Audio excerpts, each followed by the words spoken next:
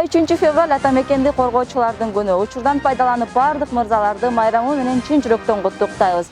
Сиздердин камкордугуңуздардын алдында биз тынчтыкта жашайбыз. Аталган күнү майрам ээлери кандай белек алууну жактырышат же болбосо кандай белек алгандан тажады деги эле бүгүнкү майрамдык маанайы тууралуу сурамжылоо жүргүзүүнү туура көрдүк.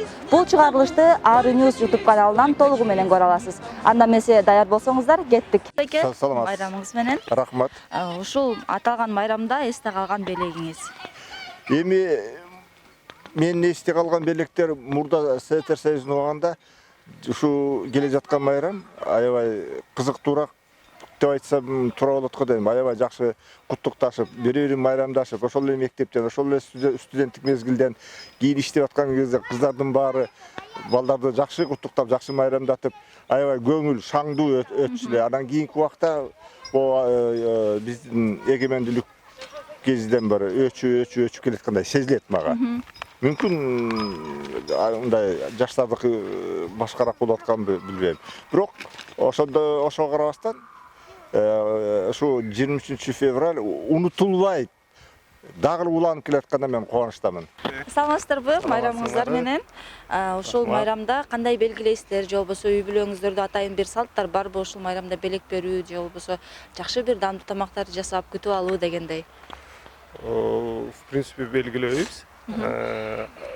Күтүлүп атат, коллективде аял кишилер куттуктайт окшойт. Болду. Болду, ушул эле.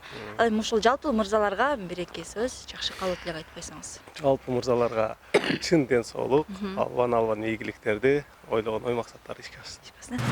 Майрамыңыздар менен 23 февраль.